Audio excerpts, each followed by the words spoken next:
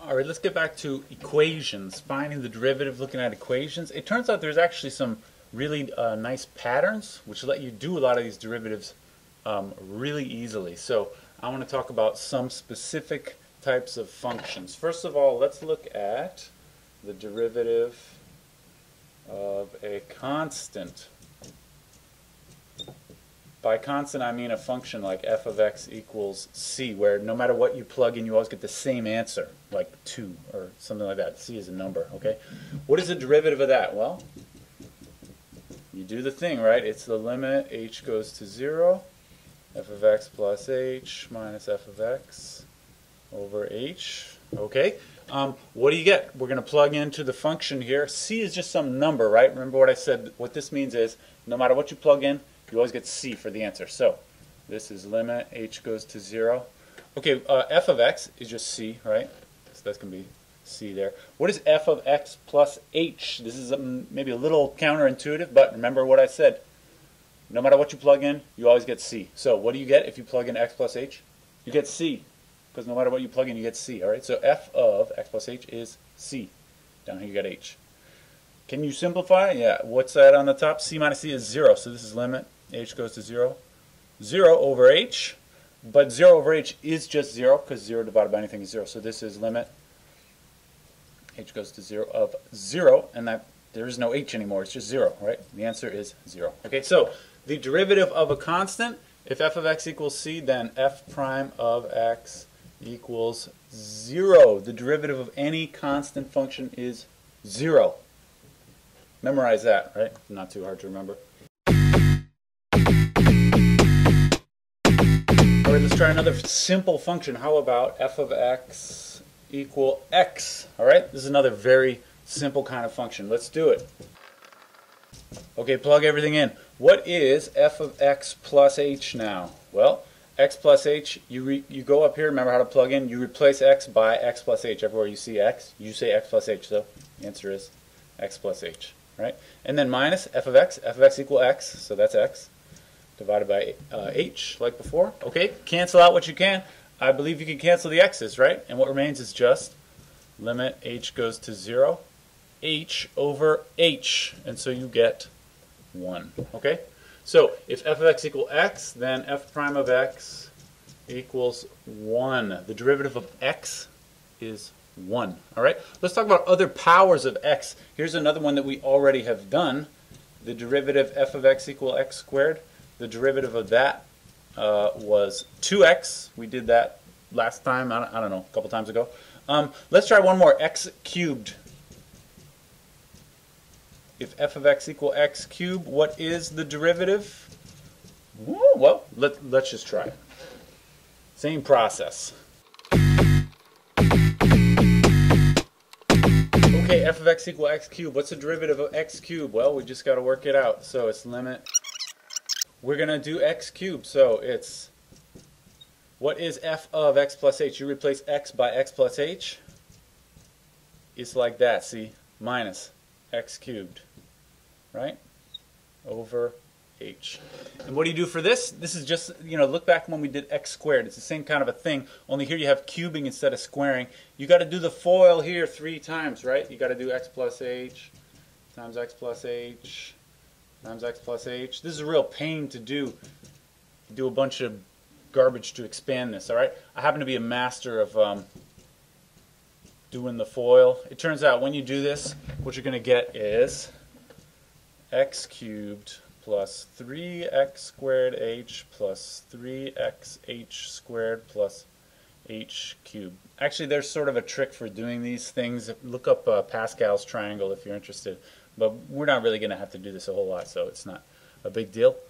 You just take my word for it. That's what you get when you expand that. All right, then the minus x cubed from before. Again, division by h. Okay, see what you can cancel. You can cancel x cubed,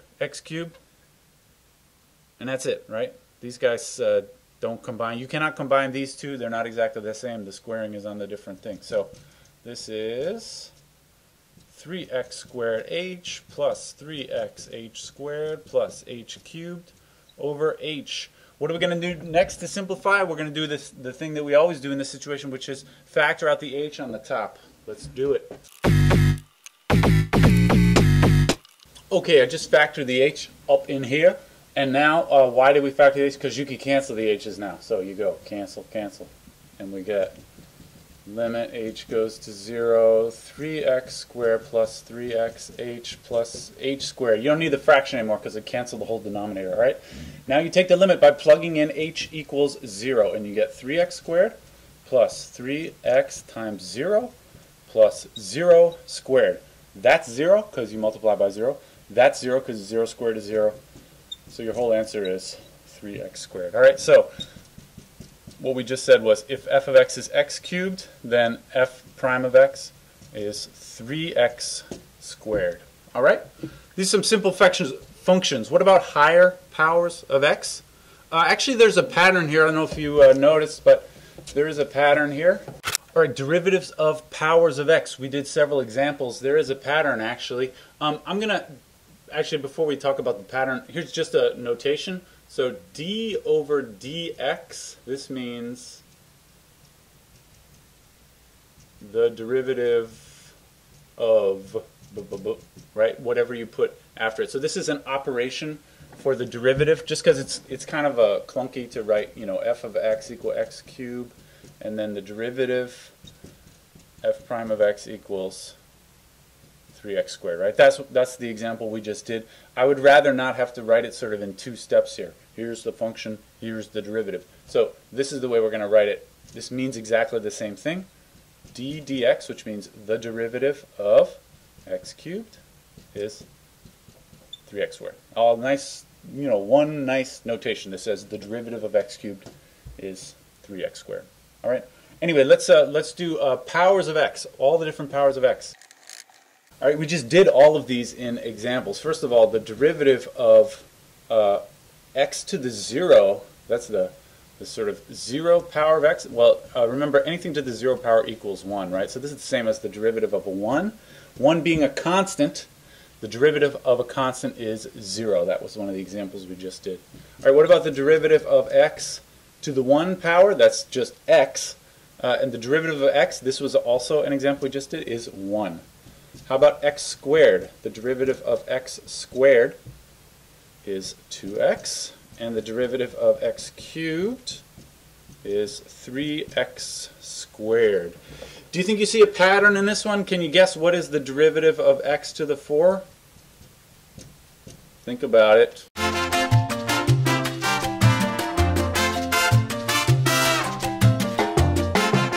Here's the answer. It's 4x cubed. Is that what you thought I was going to say? The pattern is you take the power here, that turns into a new coefficient, and then you have the x to some power, and the exponent in the x decreases by 1. You can actually write this in general terms, and this has a name. You're going to do this millions of times, so you absolutely need to have this memorized. It's not a big deal. You're going to do it so often, you're going to naturally just remember this. But it says the derivative of x to the n is n times x to the n minus 1, right? That's exactly what I just said. You take the old exponent, and that becomes the new coefficient. And then the new exponent, you subtract 1 from the old exponent, and that's how you get the new one, all right? This is called the power rule, all right? It's actually, I don't know if this seems awesome to you. It's pretty awesome, though, because actually computing these derivatives by hand is a real pain. Remember, for this one is not so bad. This one, you had to do the FOIL with 3 parts, which is a bit of a pain. This one you have to do with 4 parts, which is even worse. The higher ones, you would never actually want to carry out those computations by hand, but it turns out you can do them all very simply using the power rule. All right, so derivative of a power of x is actually really easy, even though it seems kind of hard from the definition. It's really easy if you do it with the power rule, all right? All right, last time we talked about the power rule. Is this right here, the derivative of x to the n is equal to n times x to the n minus 1. This is actually true no matter what the n is. I didn't make a big deal out of this, but I mean for whatever the n is, even if the n is a negative number, even if the n is not a whole number, for example, the derivative of 1 over x to the 5th, what is that? Well, actually, x to the 5, 1 over x to the 5 is the same. I'm just going to rewrite this. This is also known as x to the minus 5th, right? That's what negative exponent means. And so this derivative actually straight up is negative 5. Here's what you do. You bring the exponent down into the front, and then you decrease the exponent by 1. It becomes that, right? Minus 5. You decrease by 1, you get minus 6. So that's the derivative of that. You can also do something like this. Derivative of the square root of x. What does that have to do with powers of anything? Well, I hope you remember the square root is actually the same as the 1/2 power, right? And so, do the same thing again. The exponent becomes a coefficient. Then you get x. And what's the new power? It is the old power minus 1. What is 1/2 minus 1? The answer is negative 1/2. All right? So that's the derivative of the square root of x. Pretty great, huh? It's great that you can do these without using the limit definition, because that limit thing is a real pain, the f of x plus h business, all right?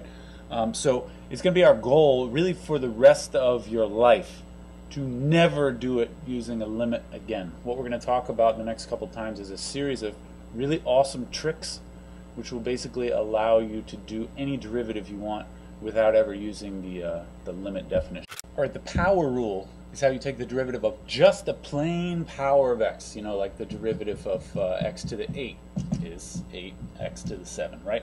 What if it's slightly different from that, though? What if it was, say, the derivative of,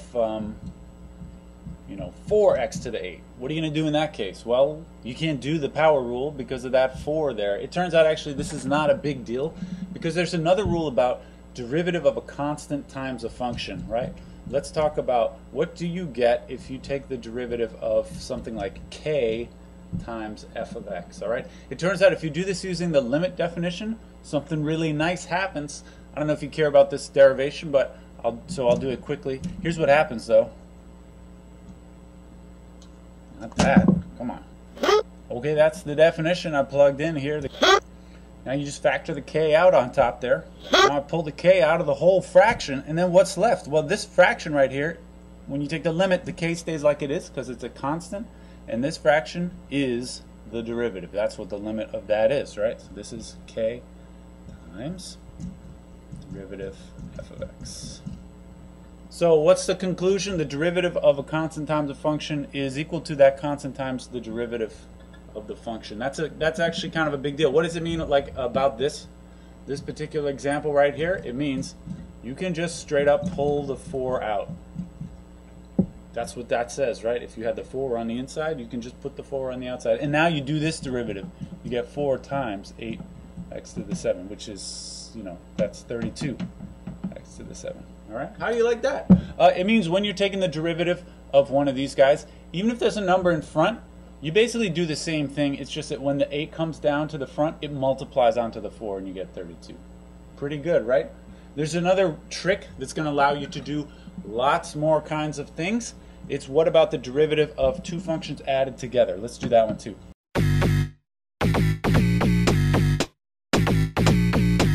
All right, I want to know about the derivative of two functions added together. Can you do anything with that? Yes, you can. There's a nice little rule for this. It's not so important to see. You don't have to remember how you come up with the rule every time. You got to remember the rule eventually, but here's how it goes. Again, I'm going to use the limit definition here for the last time in my life. Ran out of room. I just plugged in x plus h everywhere. Put that there, and then you subtract, and then you plug in just x everywhere, and that's there. Divide by h. Okay, next. Right, I just distribute the minus sign and then shuffle these guys around. Okay, you can split the fraction up across the numerator because these are now two fractions with the same denominator who would add together and give you that. All right, this is just fractions. And now, what is the limit? You can take the limit. The limit of this, that's the derivative of f of x. The limit of this, that's the derivative of g of x. So my final answer is derivative of f of x plus derivative g of x. All right. So the derivative of two things added together is just equal to the two derivatives added together. Pretty sweet, huh? Actually, this is pretty awesome. Let's just do a whole lot of examples.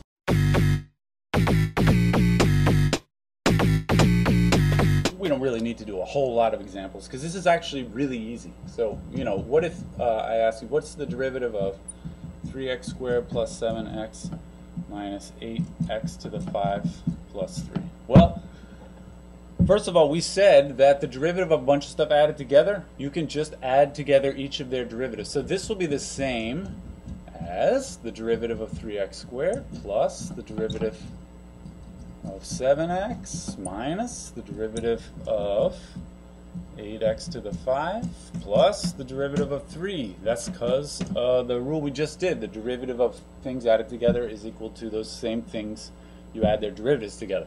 The same works for subtraction here. Here I did with subtraction. All right. Now what can you do? Well, these ones, we already talked about each one of these is a constant times the power of x, and so you can use the power rule. You just leave that constant there. When the 2 comes down, it multiplies onto the 3, and I got 6x to the 1, right? Next, 7x, what's the derivative of a constant times x? We did that last time. It's just 7. The x becomes a 1, basically. Here we get minus, and now the derivative there, you multiply the 5 by the 8, you get 40x to the 4. And then here, what's the derivative of just a constant by itself? The answer is 0. So the answer is 6x plus 7 minus 40x to the 4. All right? This one, you know, I wrote out a bunch of steps, but if you were doing this in your real life, I would expect you to just do this in your head. You can just go down the line here. Each time you do the power thing, here you're going to get 6x, which is there. Here you're going to get 7. Here you're going to get the 40 times the x to the 4, so minus 40x to the 4. And that's a constant, so the derivative is 0. That's it. That's how we do it. Let's just try one more. Okay, how about this one? This one's a little more complicated. The most obvious thing, well, I guess two things. The square root is slightly more complicated, and then the dividing by x to the 5. The square root actually is not a big deal. You should, basically, at all times in calculus, it's not very helpful to write a square root sign. It's almost always a good idea to translate this into a 1/2 power. So let's just start with that. All right, now what? The issue here is the division by x to the 5. This actually is kind of a big deal. In particular, it is not allowed to just take the derivative across the top and then take the derivative on the bottom. All right? You'll get something, but that something will not be the right answer. The only things you're allowed to do like that, just take the derivative through everything, is if they're just added together or multiplied by constants. But if you have division like this or multiplication of two functions together, it's not so simple. There are rules for that, but this is not the time. We're going to talk about that eventually. Anyway, you can do this without doing those fancier rules. And the trick is you convert the division by x to the 5 into a multiplication by a negative power, right? Dividing by x to the 5 is the same as multiplying by x to the minus 5. Whoa, 5 there because I said the word 5.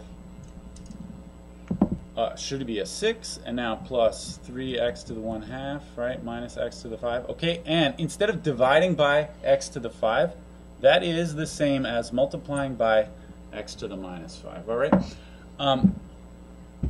What's the point of doing that? I didn't take the derivative yet. I'm just rewriting the inside the same. This is the same on the inside of the derivative, right? Eventually we're going to rewrite it until it's easy to take the derivative. What's the point of that? Now we can distribute the multiplication. And if you remember a little something about exponents, you're going to be feeling great after this step, right? X to the minus 5 times x to the 6. How do you handle exponents when you are multiplying powers of x? The answer is you add the exponents. So here it's going to be x to the 6 plus x to the negative 5 ends up being an x to the 1. In other words, x, right? The next one plus 3, it's going to be x to the 1/2 and then x to the minus 5. You got to do 1/2 minus 5. This would be x to the minus 4.5, right? I put 4.5. And then here, x to the 5 times x to the minus 5 is going to be 1, right? It's x to the 0 if you subtract the exponents, but x to the 0 is 1. Okay? Now this looks great though. This is now a bunch of powers of x added together, and so you can just take the derivative now. The derivative of x is 1. The derivative here, I multiply negative 4.5 times 3, that's, I guess, whatever 3 times minus 4.5 is. I don't care so much what that is. If you really care, you can plug that into your calculator. And then minus 1, the derivative of a constant is 0. So that's it. This is the derivative, all right? This is just a little trick. There's other ways you can think this through, and it's fine with me, however you want to do it. You could say cancel out everywhere here by subtracting exponents, whatever you want to do. I think this is one way to write it. All right? I think that'll do it. So at this point, you can take the derivative basically of any polynomial and of a lot of things that don't necessarily look like polynomials. This doesn't look like a polynomial, although it turns out to be the same as that. Basically anything made up of powers of x with coefficients added together, you can take the derivative without using the definition of the limit. All right, this is obviously much easier than doing that limit thing with the h's on these crazy functions here. All right, that's all.